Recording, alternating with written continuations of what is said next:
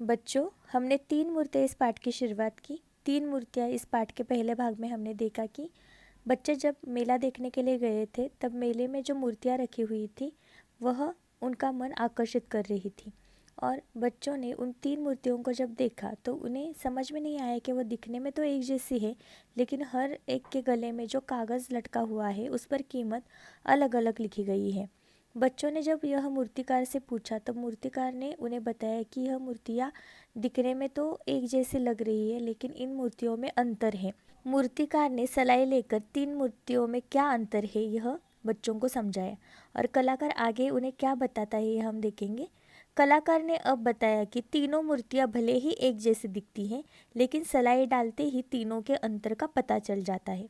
जिस मूर्ति के कान में डाली गई सलाई दूसरे कान से निकल गई उसकी कीमत 50 रुपये इसलिए है क्योंकि यह कुछ भी ग्रहण नहीं करती है।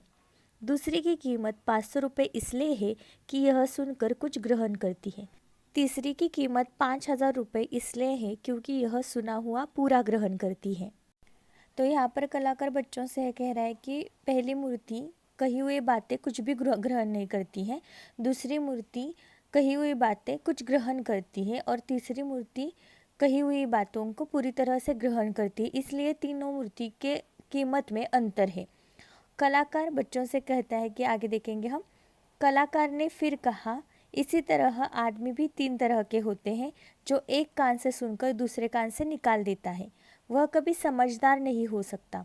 जो एक कान से सुनकर मुंह से निकाल देता है वह थोड़ा समझदार होता है और जो एक कान से सुनकर मन में धारण कर लेता है वह पूरा समझदार होता है। तो यहाँ पर कलाकार ने इन 3 मूर्तियों के माध्यम से मनुष्य के भी स्वभाव की तुलना की है कि जिस प्रकार यह मूर्तियों के कान में सलाई डालने पर यह एक कान से दूसरे कान से निकलती है, उसी प्रकार मनुष्य भी सुनी हुई बातों को अगर एक कान से दूसरे कान से निकाल देता है तो वह समझदार नहीं हो सकता, क्योंकि वह बातों को पूरी तरह से नहीं समझेगा। और जो दूसरी मूर्ति है उसके कान में डाली हुई सलाई अगर मुंह से निकलती है तो आदमी भी उसी प्रकार से होता है कि सुनी हुई बातें कुछ थोड़ा सा समझता है और मुंह से निकाल देता है, वह थोड़ा समझदार हम उसे कह सकते हैं।